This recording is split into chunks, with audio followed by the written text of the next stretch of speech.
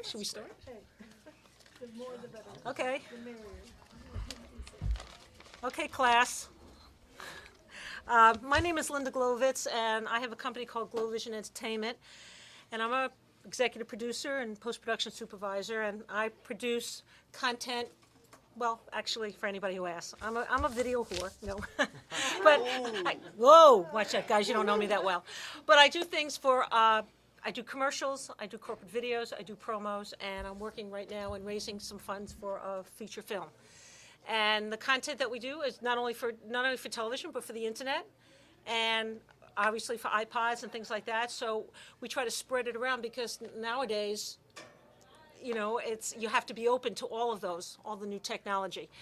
And so that's what I do. And so I think now that I've introduced myself, I think our panel should introduce themselves and say who they are. And who should we start with? Alex, you want to go?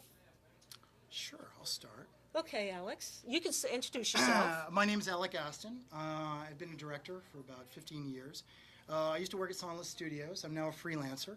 I started my own company called Firesight Films. I've directed commercials, music videos, and of course, being in New England, a lot of corporate work too. That kind of comes hand in hand being in the area. But I'm here to talk to you about an organization that I formed with various other members in southeastern Connecticut called Southeastern Connecticut Film Community. And I will hand brochures out later, but what we are, very briefly, is we're an organization that promotes quality filmmaking. We are about 300 strong right now, believe it or not, of filmmakers in the area that are out producing films. They're doing 15 films that we are going to have a festival at in New London on August 15th to hopefully gain a better cause and invite more filmmakers from the area to it, and who knows what will happen. We'll see how we grow and prosper. That's it. Great, okay, and where's Chuck?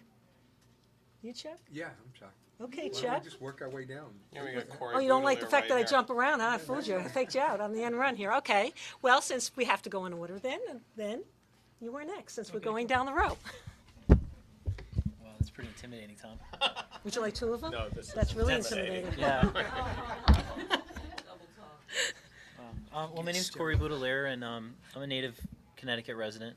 I was actually born in Meriden and live here, and it's kind of cool to be here on a Connecticut panel because, you know, most of the work that I've been getting is in either LA or New York, and I just sat in the panel prior to this one and learning about, you know, the Connecticut tax incentive. I'm a pretty small producer. The three things that I run, I have a small production company called Horse Hill Road. It's named after exit 64 on 95, if anybody's down there. So just to kind of, you know. Is that where that bar is in the, oh, okay. Horse Hill, yeah.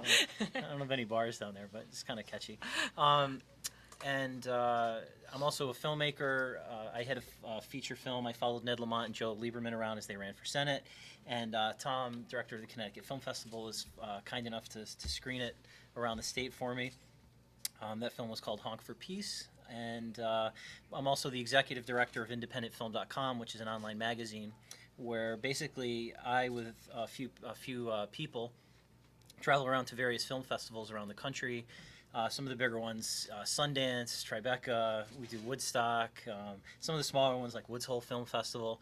So my lens when I look at things is typically through a film festival lens. I know that these big financial tax incentives are really for mass market.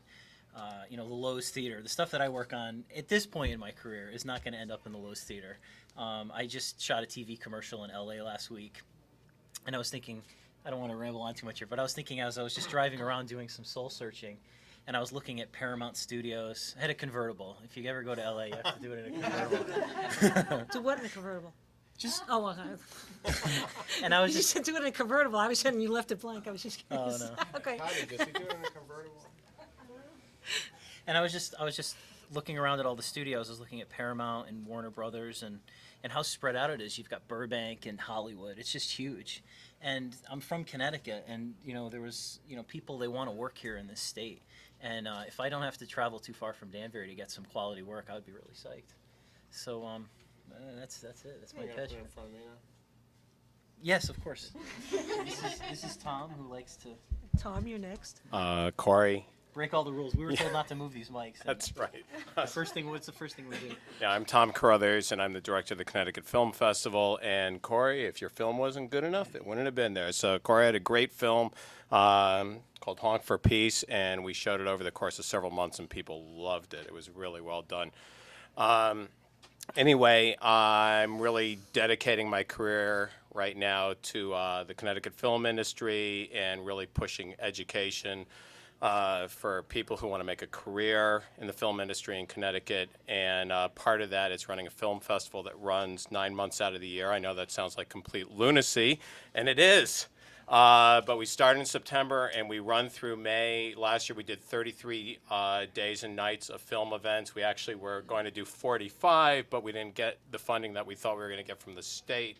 So they didn't finish. They didn't redo the budget this year, so some of our funding fell through. So I don't want to blame it on the state. We're going to move ahead, and hopefully we'll do 45 days and nights in 2008 and 2009.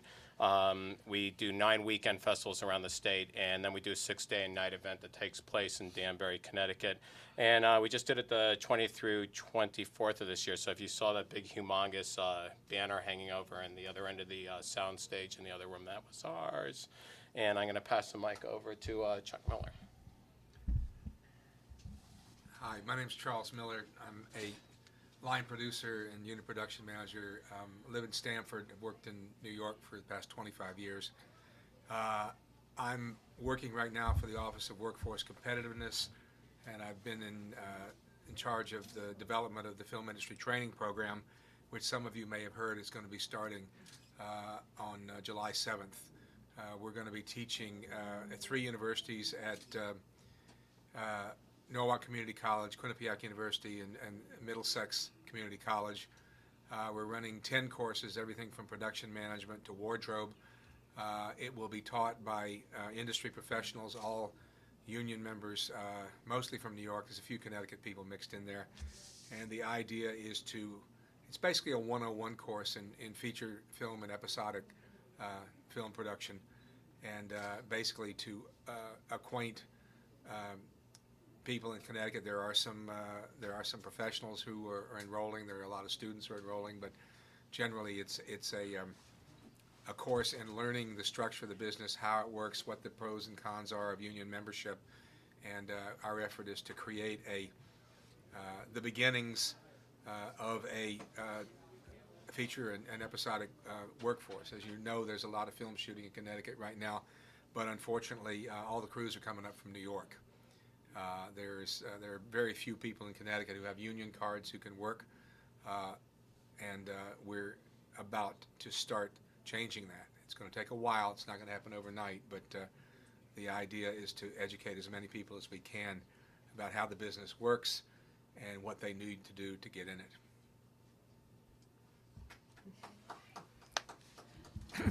Charlie, if I could just real quick, what were the 3 schools again? I'm sorry. You mentioned Middlesex Community College, It's Norwalk Community College. Norwalk Community College, Quinnipiac University, Middlesex Community College. Is there a website or something we can go to? Yes, there is a website. Thank you for reminding me. We do have a website. It is www.ctfilmworkforce.com. www.ctworkforce.com. This is all coming from state legislature appropriated money last year for this purpose, and the Office of Workforce Competitiveness, for whom I work, is administrating it. They put out an RFP, and the 3 selected grantees of the RFP are Norwalk, Quinnipiac, and Middlesex. I am. Is this working? I think so. Can't hear. I hope so. My name is Karina Toudu, and Louder. I'm sorry. Louder. Louder. Yeah. So my name is Karina Toudu. I hope you can see that. I think I'm trying to become a native Connecticut filmmaker, originally from Romania. I moved here because my husband works in Danbury. I came from New York, where I went to school, and I think it's a great place. As Corey said, it's much better to be at home, where I feel I mean, I feel in Connecticut is my home right now instead of going to New York or LA. I've never been crazy about like big cities and doing things like everybody else is doing, and I think it's a great resource here. I'm trying to be independent. I'm working in both like documentaries and fiction fields. So, and I had a short in Connecticut Film Festival as well, who is going right now on Independent Film Channel. So if you turn out, it's called Steen Center. You can see it out there. So I was very lucky for that, and I hope to work more in Connecticut. I think this would be a great idea.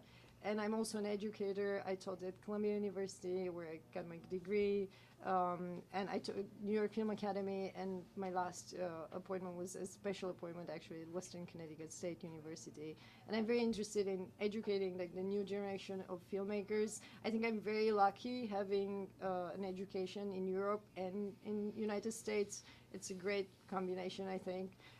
So I can see both, sides and the strengths in the both systems. And I love teaching, so that's one of my passions, on top of being a filmmaker, which is my heart. So. Good. Now, this is for the whole panel. When you're creating your content, do you think about the distribution and how it's going to be distributed, and do you change your content around to gear it towards the distribution, whether it's going to be for the theatrical release or for television or for the internet or for iPods? Anybody have any comments on that, on how they develop their content for that or change it in any I way? definitely start with like what this is going to be for. It's not necessarily maybe iPods, or because I didn't get into. I'm more like I shot on 35. I mean, I'm more like an old-fashioned kind of thing. I learned that distribution is key, so I'm trying to kind of figure out where am I going, like what's going to happen, because there's no way. I know so many stories, and especially European filmmakers, they have great films, nobody saw them. So I learned that lesson. I think it's crucial to start with distribution and kind of have a plan. And actually, my film, I went and I did an internship in distribution when I realized that this is my thesis film that I'm talking about, and I came out a year with this film a year before Romania became very hot. I don't know if you know, they won the Cannes Film Festival, so they're really like this is like the new wave of Romanian films, and anyway, blah blah blah. But my film came out 1 year before that, and nobody looked at it. So I felt like, oh my God, I didn't learn that lesson. And I did an internship, and things came up, and I learned certain things, and now the film is on Independent Film Channel. So I think I would definitely start for the next one to figure out what do I want my film to accomplish. Anybody else have any? Yeah, I have some thoughts on that. I'm going to do a small name drop. Stephen Beer is an entertainment attorney for Greenberg Torag. He's out in New York City, and I had a really good conversation with him about, the financial side of things. And he just, we talked about this, and he said there's a reason that it's called the film business or the film industry, because it is a business, or the entertainment business. And that when you're doing commercial work that's designed for because I run independentfilm.com, so I think about independent films, and a lot of them, they're shot for very low budgets, but they do have the potential to make percentage-wise a much higher return than what the initial investment was to make it. So when you're shooting a short film, I take what Steven said about being the film business and worrying about your financial responsibilities back to your investors. But there's also another side too. I take a look at a filmmaker like Crispin Glover, and you think about this guy who was in Back to the Future as George McFly, and but he's a really down guy. He's a director and a writer, and he films the weirdest movies that no one is ever going to see. And you think, how does a guy like this get the money to do these films? They're really personal projects. Has anybody seen The Brown Bunny? Yeah. I mean, these are the films that really speak to me. The ones that are more personal. The ones that it's the difference between making art and making something that's commercial. And I think there's a place for both. Crispin Glover, and what a lot of actors do, is they'll attach themselves to a project to help bring money in, and then they'll take that money and they'll invest in their own projects that they know will never make money. because they know that it's just something that they really want to do. So for me, what I'll do is I'll take jobs and I'll shoot personal projects for a small production budget, knowing Right. that maybe no one will see it, but I know that it's the film that I wanted to make, and I made it for that reason. But if you make It's art. something that's personal to yourself, and then you there's all sorts of ways of distributing that. You don't necessarily. I mean, there are some A actors who do movies and they're never shown for theatrical release. They go straight to DVD, or you can catch on the internet and stuff like that. So if something's that personal to you, then you can distribute it in other ways other than a theatrical release and still get your movie out there, or your documentary, whatever your independent movie. Yeah, and there's some great websites. I was actually on a panel discussion about alternative distribution, and iTunes unfortunately isn't open up to us yet, but that's sort of the category leader right now for films. But there are others coming up. There's Jaman.com, JAMAN.com, and the reason why people it's like this guy who started Jaman.com, Carlos Montalvo, was the guy who basically is credited as inventing Final Cut Pro. He worked at Apple for 10 years. He left Apple and started Jaman.com as a way for independent filmmakers to get paid to distribute their movies. There's others. Adam Films. Adam Films, well, to it's some not to the- some effect. Yeah. I was thinking more in the line of like bside.com. I think is Yeah, starting to do B-side, some pay-per-view models, so they're out there. Yeah. You don't have to wait for Apple to invite I us to their think party. it's very. I'm sorry. It's very important to have a new concept of distribution, but this is such a long discussion. And I think a lot of critics could help, but they don't right now, because a lot of when I worked on distribution, like a lot of people say we don't know how to sell this film, but there are ways, and people are hungry for personal films. It's just not yet a way to how to market that. But I think it's right at our fingertips. We just need to sit down, filmmakers, and think about it, how to do it. I think it's just coming up. I'd be interested in hearing Tom's perspective, because he runs a film festival, which is sort of the Exactly. beginning of alternative distribution. How do you feel that you fit into that puzzle? You had to ask me that. Yeah. Well, you My background's actually audience research and development and sponsorship marketing and event marketing, and that's really what a film festival is all about. And independent film's been my passion since the Sonos Cinema was open across the street, 30 years ago. Some of you may or may not remember. But my feeling is if a filmmaker has an idea, I think it's worthwhile to actually try and do some audience research about who their market is before they create their film. But generally, people who are artistic do not want to do that sort of business, and it's kind of a strange business model for them. So if they can get together with somebody who thinks sort of abstractly away from being very creative and being more business oriented, and get that person to be sort of a more outside of the box producer on their end, they may be able to find out who their market is while they're working on the film or before they actually start to work on the film. And this is going to give them some idea of how to market it. And getting back to your question as far as whether somebody, I think it really comes down to the filmmaker themselves. Hello. The filmmaker, depending on what the filmmaker wants, if the filmmaker just wants to tell the story, then there are plenty of great outlets out there. I mean, as far as what was mentioned already as far as the internet, and then, you look at what the advent of YouTube is, but that's simply creating a product that they just want to do just to let their artistic side out. They're not looking at it as a business plan. If it's a business, then, or if you want to make money, you've got to think about it as that business. And it all starts with, is the story right? Am I telling the story not for myself? Am I telling a story that the audience is going to want to respond to? Because you got to hope that there's somebody out there that you're going to be able to touch. If you can't touch them because you've got some strange abstract thought, then that's your choice. But just understand that may hinder you in a market, that's all, because the distributors are going to come to you saying, how can I work with this? And, the biggest thing that puts an apple in your pocket is if you have a star attached, obviously. So it's worth any filmmaker's time to go after trying to get some kind of a named talent or something that you can actually use as your button for distribution to get money back, if that's your intent. Again, if your intent is just to make films and have a good time with it, then by all means do it. That's what it's about. That's what the best thing about this industry is that just about anybody can pick up a camera right now. Not everyone knows how to use it, but people can pick up a camera. But hopefully with training, like what we're doing here in Connecticut, all about through the Connecticut training programs and through various independent organizations that are around, is trying to enhance that because it's kind of like writing. It's just it's a new field that's opening up to other people. Filmmakers aren't a selective group. We all have a voice. You know, so I hope that answers your question as far as distribution. But I think it is something as strictly it's So up do to what you the. feel inside that's good for you, and that hopefully you'll find your audience, because the audience is so varied that they'll.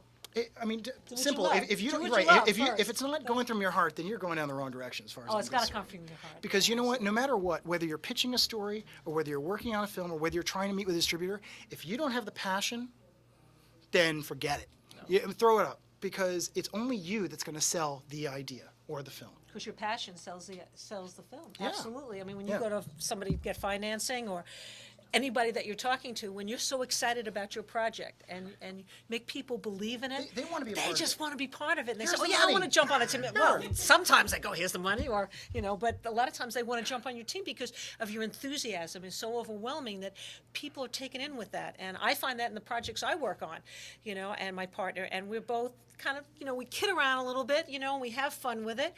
But we're very warm and sincere about and always be honest. Always, because I find, once you try to BS somebody and whatever, and then you can't live up to that, that's going to haunt you for the rest of your life. So just be down and honest, and just say what you mean and what you truly feel about your project. And I think in the long run, maybe that project might not sell, but maybe the next one will. But they've learned to trust you in the fact that you came to them and you were honest. You came up and said, "This is my budget. This is what I can do. This is what I can't do.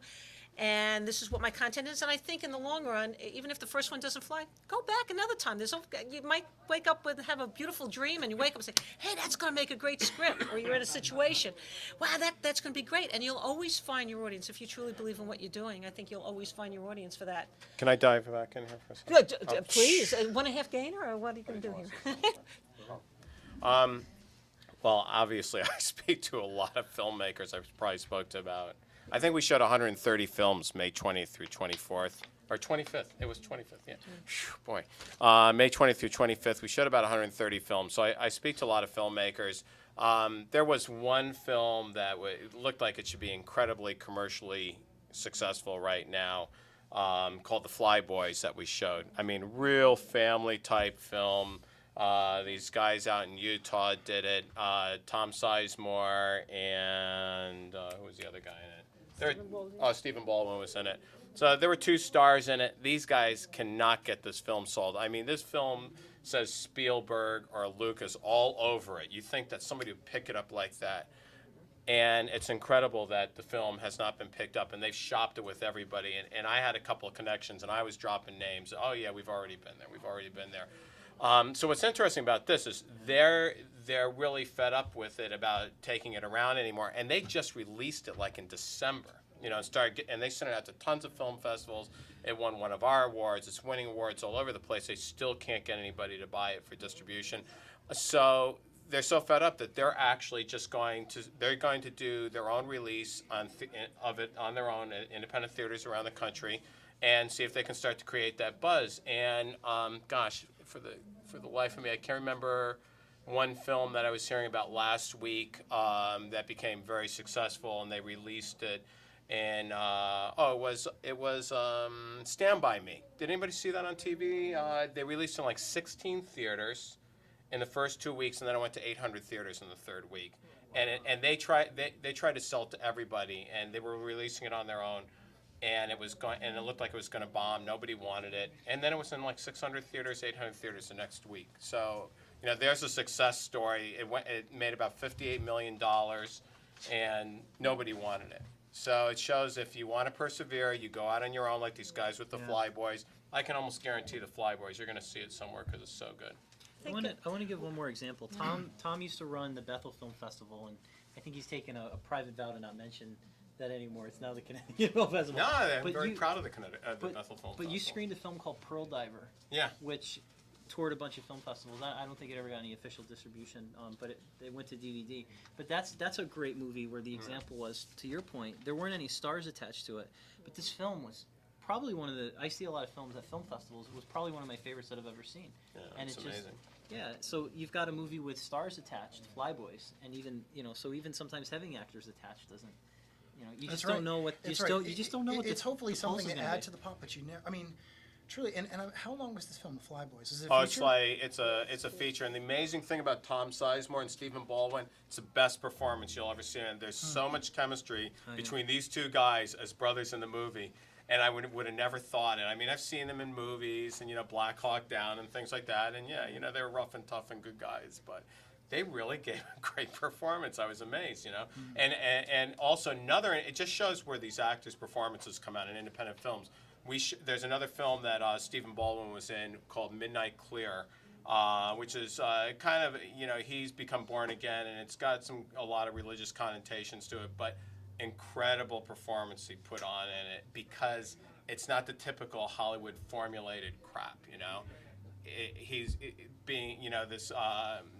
The director is more of an independent film. There's more meaningful story to it, and I think he gave a much better performance than you would see him getting typecasted into something else. So same thing goes with those two guys together, and that's why the film's even more meaningful. And it may seem very commercial, kind of like a Lucas or Spielberg movie, but I think it's the kind of film you can take your family to, and kids are going to love it, and the parents are going to love it too. Because I know I was talking, Susan Solomon, she did Suddenly Susan, and she did Boynton Beach, I think it was Yeah. Boynton Beach Memoir, Memoir, and yeah. she couldn't get a distributor. She tried, she had some very big stars in that movie, couldn't get it sold, so what she did was they went around to several places in Florida, obviously where the age group would like this type of movie, and they just bought a theater out, and Right. this one in a couple of places, and they invited the press, and it got such great reviews.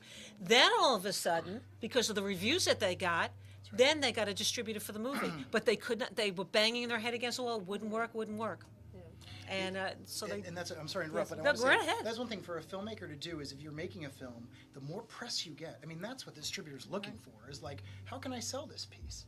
So if you can already prove to them there's an audience already built in, then you're pretty much all set. Yeah, we were talking about in a panel a couple of weeks ago where they're talking about distribution, and I'm not in the distribution business, but I can tell you from a marketing standpoint, if you can come up with $5,000 or $10,000 and hire a real top-notch publicist and work with them closely, and get somebody who's going to give you like 40 or 50,000 worth for your 10,000, that can go for miles and miles and miles. You It really goes can. also It's worth down it. to educating your audience, and that's why I think a great film festival can reach out to like unorthodox audiences, and like as you did like in Danbury, it's really unexpected, and people came out, and this you can build out of that if you work with someone first of all on a the grassroots, if you want, level, and then of course you're gonna get some press. People are gonna like it because people just go and see.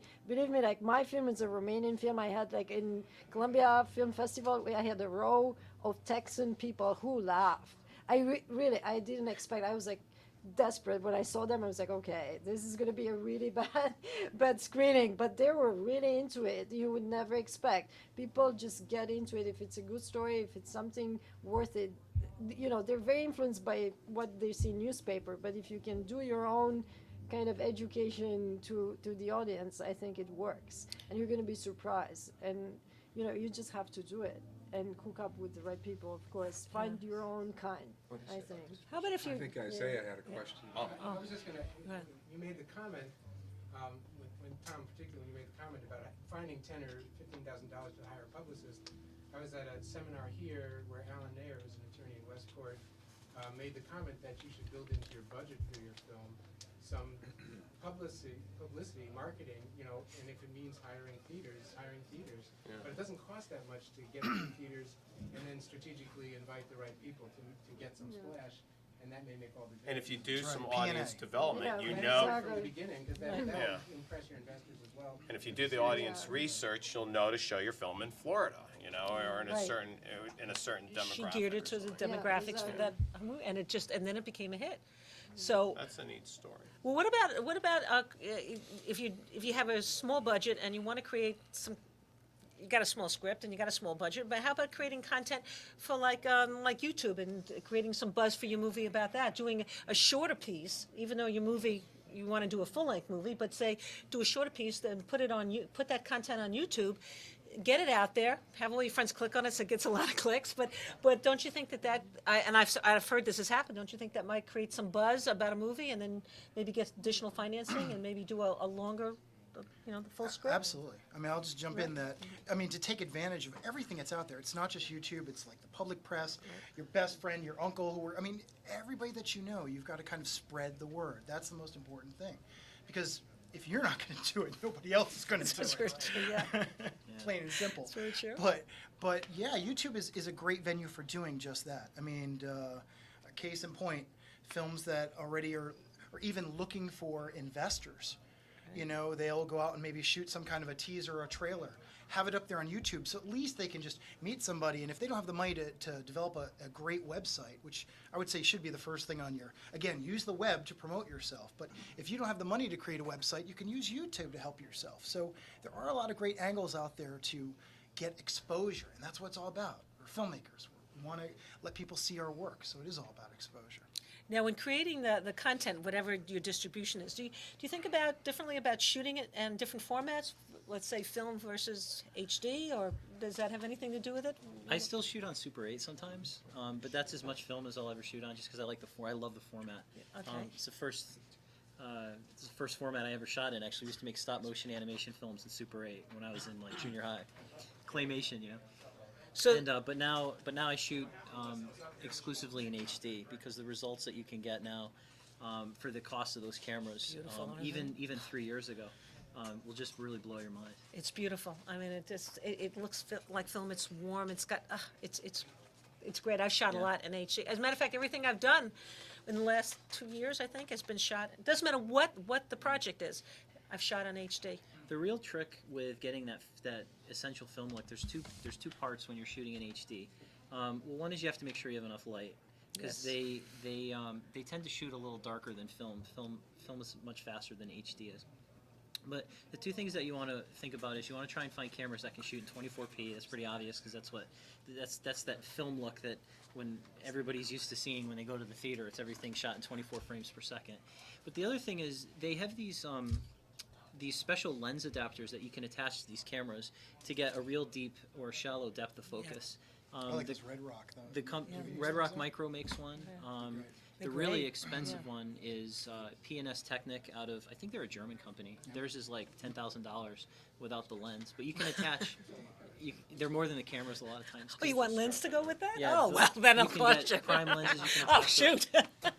JVC, I shoot with JVC Pro HD cameras, and JVC sells a little adapter for $3,000 that you can attach any prime lens to the end of it and make it look just like you're shooting in the right depth of field for film. It's pretty incredible. Corey's right, and I'm going to add to that. I mean, the beauty is now more than ever is the technology has dwindled so much that you're right. You don't have to go out there. And I mean, there is definitely a standard to when you're shooting in 35 millimeter versus when you're shooting in 16 millimeter, and even when you're shooting in HD. I mean, there's a quality, but the fact is, what you have to understand is each of these are tools. So as an artist, you just decide, like a painter would. Well, did you want to use charcoals? Do you want to use pastels today? Whatever you want to use, that'll fit the story and will fit the budget. I mean, that's the most. But what Corey's saying about is, I mean, those lens adapters are great for just using this. When you're using a smaller camera. I mean, the whole thing that really defines video and film is your depth of field. That's really. And so, even when you're shooting in high definition, we put in a good $2,000-3,000 rental to get a nice lens on there, because it's all about capturing the image. That's the thing you want to make sure the image is pristine, because don't worry about if you have your sights high and you really have done your homework, you really want to go down this distribution arc, that you want to make the best product possible, because you don't want it to look like crap when you've got it out there on the giant screen, that's believe so me. true. Can I add to that? Tom Hanks knows about yeah, I was that. going to Yeah. tell you about crap. Wait a minute, I got to get the shovel out. Hold Yeah. on a second. Yeah, the thing that I find that filmmakers pay the least amount of attention to is their audio. And since some of these weekend festivals, I am actually also the projectionist. Okay. I will sit like I'm mixing a rock concert, trying to keep the levels fine, just right in some of these movies. And I've told a lot of these filmmakers, Some of them have done it, some of them haven't. Oh. No, yours gets a little loud sometimes, but I love it. I got the gun here. We Yeah. can shoot him. Don't worry Go about ahead, it. kill it. He will Well, never I'll pick on you answer it. again. See, Don't worry about it. I shot with all, a lot of the microphones that ship with these cameras out of the box are, you can throw them in the garbage. Oh, yeah, I shoot with all, I only use Sennheiser microphones. They're between 800 to $1,000 bucks.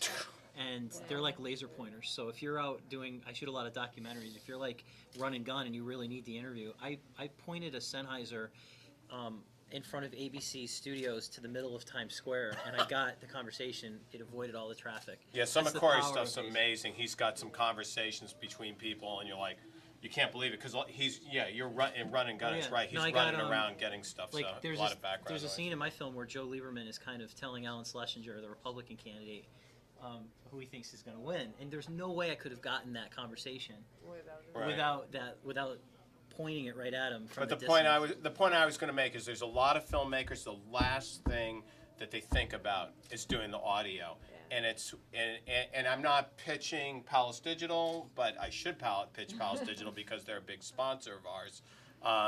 But you know, whether you live in the Norwalk or Fairfield County area or you're in California, you should really take it to a good post-production house. Come to a place like this. They've got an amazing sound engineer who will take your film, and if the audio is like this, they're just going to make it perfect, so it sounds perfect throughout the whole movie. Because otherwise, it's insane. I mean, if, you know, somebody could, whether you put 5,000, 505,000, or 50,000, or 50 million into it, if it's all over, well, if you put 50 million into it, it's taken care of.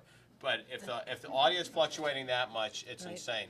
People will go crazy. I just want to add to that, Tom, because one thing is that please don't think you're going to fix it in post either. I just didn't want to give that impression out because right. the fact is, I'm talking about the ones that have already come We just in. had that Too late. conversation before. Yeah, is, you don't know, worry, I we'll mean, fix it in to post. Yeah. have yourself. I mean, obviously, filmmaking is not a one-person field. You've got to do it with a crew. You've got to do it with people that you trust. But you've got to make sure that he's absolutely right. I mean, sound is always the thing that just deteriorates in most films for first-time filmmakers because they're all thinking visually and they're not thinking audibly. But the fact is, to have somebody with a microphone so close, the only way you're going to fix it is if you bring all your actors back in and you try to do an ADR loop job, which you can do, but if your actors aren't trained in how to do that, they may find it difficult, and you know what? It may be a hard time for you in post-production to sync it all up. And it's just more work. It is more work, but Yeah. there's some times where you're out in the field and you got the planes, you got the trains, you got the That's true. automobiles, you know, where that becomes a factor. But sound is something to pay attention to. It really, really is. Yeah, and It's some of the best part films that sound. we've gotten have been really amazing, and I unfortunately get too emotionally involved in this. And I get on the phone with the filmmaker, and I say, "Look, you got to do this to make your film better, because you know I really care. I mean, a lot of directors wouldn't care at all, and they say, not that one, you know."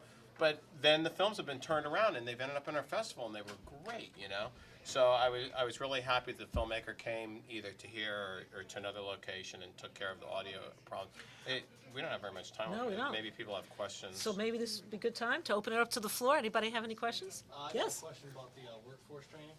Is there still open availability for July 7th? Well, we've got about, I'm sorry, I've been placed in the wrong panel. Obviously, I have very little to do with this level of creativity. Well, I'm here for you, so, Okay. all right? The films that I work on and have worked on for the past 25 years were already funded, usually by Hollywood. So, you know, I mean, I've worked on stuff anywhere from, you know, $10 million to $60 million. So, you know, I don't have to worry about money. I don't have to worry about creativity. I'm the nuts and bolts guy who goes out, gets the crew, gets the It's a little equipment. over my head. Yeah. Anyway, that's what I've been doing. But I mean, the film industry training program is designed specifically for the feature film and episodic television industry, which is about as far away from what you can get from original, creative, independent filmmaking as you can get. You know, so I very much appreciate this as a graduate of film school. You know, a lot of these conversations I was having at the beginning of my career, I went off in a different direction, and I'm not saying that that's necessarily the best I'm not direction. sure where I am at the moment either. But Anyway, the training program we have, it was originally planned for 150 participants, 50 at each school. We're expanding that to 65 at each school, so that brings us in a little under 200. We have pushing 300 applications right now. So the cutoff date is June 30th. So there's still plenty of time to apply, and you will be considered. But the three schools are going through the the process of eliminating. I mean, we've had applications from people who've been in the industry for 20 years who want to specialize their skill to baristas and a state trooper and a lobsterman, and there's and the applications are coming from all over the place. So these will get culled down, and the schools will select the best possible programs they have. Depending on what you want to focus on, I mean, this is designed for a concentrated hands-on experience. So we're keeping the technical courses to 5 to 7 people. That's camera, sound, props. Camera work is actually what I do now. Yeah, okay. So. All right. So a camera is, I mean, if you've got the kind of experience, I mean, this is what you're the kind of guy we're looking for, somebody with experience who wants to come in and learn how, a feature set works. I mean, you've got camera, sound, grip and lighting. We're going to put them together in the same room and simulate a set so that you can begin to see how the departments interrelate, how grip and electric can work with or get in the way of sound, how sound has to work with camera. I mean, you can't have a sound course unless there's a frame, because everything that sound is creating is related to that frame. So you need to have these elements. So I can apply for that CT Workforce? Yeah, CT Film/Workforce? Yeah, ctfilmworkforce.com. We have, we've had we had, I would say, half of the 300 applications we've had, pushing 150, have been for 2 areas: unit production management and camera. Everybody wants the sexy stuff.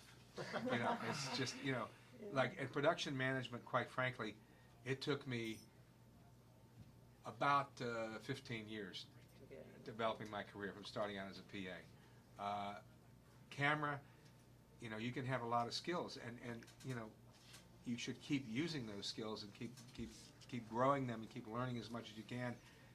This course will give you a sense of the structure of how narrative features and episodic television works. But you should keep developing your skills, because once you get to a certain point, there's nothing to stop you from making application to Local 600. Or if you can get somebody to hire you, as even a loader, on a feature film, you're in the union. Yeah, my goal strictly is to get on a movie set. Yeah, okay, well, then, you get in the union, that's the ticket. Once you get in the union, then you make, the other thing I would suggest in your situation, go to Panavision in New York. See if, because they hire people, they need lab techs down there. Yep. And, you go in there and you're not making a great deal of money, but you're there in the middle of things. I mean, you're hauling bodies around, you're setting up, basically every film that comes in, the ACs come in and they test all the equipment, they do lens tests, they run film, they do mag tests to make sure there's no scratches. It's a whole process. You go down there and, you're a tech, you're making a little bit of money, it's enough to live on, but you're meeting So they everyone. they QC the equipment before it's Oh, yeah. That's the key. What Charles just said is the key. Yeah. Learning is part of it. It's meeting the other people. Networking. That's the major It's part. of it. networking. No, you have a one-on-one Big time. relationship with those ACs that come in there. Oh, that's And good. I know, Hey. scads of it, probably 20 or 30 ACs who are working on features right now started out as techs at Panavision or at CSC. They're just, you gotta do the work, and you gotta start at the bottom. Okay, we have 2 more minutes, about 2 more Sure. minutes. Anybody have, I what? can't. Then go You want to, okay, go ahead. I just had a quick question. Sure. We're doing our first year film festival. It's the International Black and Latino Film Festival. And what we're having a problem with is Where is it located? it's going to be in Hartford this year in July. Okay. And we've been having a rough time getting submissions. I mean, how do you? It's very easy. I have an answer to your question. All you have to do is sign up for withoutabox.com. Have you heard of it? Yep. Yes. B-side went is to they're the- doing as we well. went to the B-Side's going to try and do IFS. it. Without a Box, I think was recently Yeah. had some money from IMDb or Amazon or something. I have a couple of friends that used to run a very small comedy film festival at the Pioneer Two Boots Theater in Manhattan.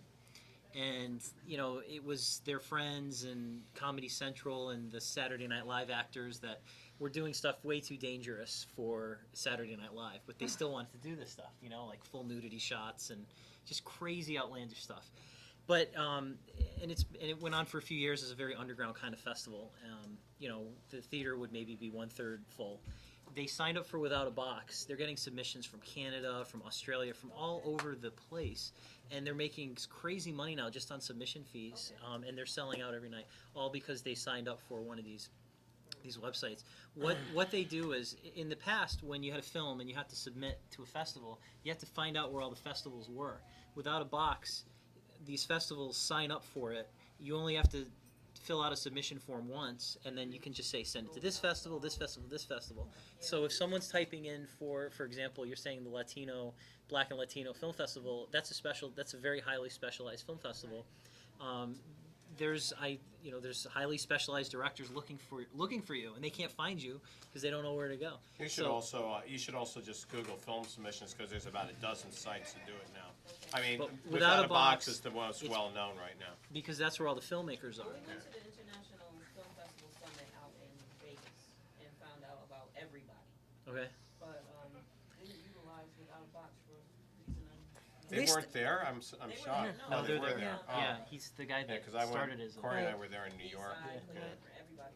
But at least I now know what the letters on your shirt mean. Thank you for straightening that out. I was going, live it. But now we know. Can we do one more? We got one more, because then we got I to. had one comment, but if somebody This gentleman, do you have a question in the back row? If you're a Connecticut-based film company and you want to shoot outside of Connecticut, what are the benefits regarding like the tax benefits of hiring Connecticut residents versus like New York?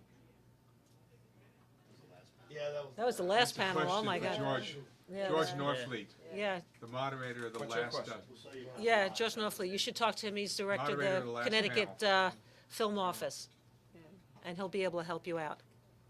It's NORFLEET. All right. Did you want to sum something up? Or? It's just a comment. I think it's very important for you to be here in this panel because I think even as independent filmmakers, we want really trained crew members. And as an educator, again, and it goes down to being educated in film. You know, it's really, it's a great thing what happened. I was at Norwalk Community College last week and talking to them. Yeah, and I think it's very important. And somebody like you know, you can choose to work. It's great. A great thing to be in a union because you're making more money, but you can get a lot of jobs Okay. in the independent industry as well. And you know, I worked in quite a lot of feature films, and I work in co-productions with USA, Romania, and here. And I have to say, like, the independent productions are really can be disorganized. And if you have highly trained people, and of course, you know, you cannot pay maybe at the level that the union, obviously. But people would work for you if they like the projects, and it's much better to have highly trained people than not trained people, because these days everybody makes films, you know, let's face it. Guys, we have to kind of. Absolutely, and I just want to sum up this really quick, is because what Charles is talking about as far as the school goes, is when you go to the school, you're trained, but then what you got to do is obviously you got to practice. Practice makes perfect. Yeah. And the only way to practice is to be with other fellow filmmakers. My last plug I want to say is, again, www.secctfilm.net. That Or- membership organization that we have is enhancing filmmakers within this state. So I look forward, I hope to see you guys. And next as I say on- ctfilmfest.com to CT submit Film your Fest? film or come to the film festivals. And voteobama.com. And That's as important. right, and as I say on all my shoots, it's a wrap. Thank you very much, everybody, for coming.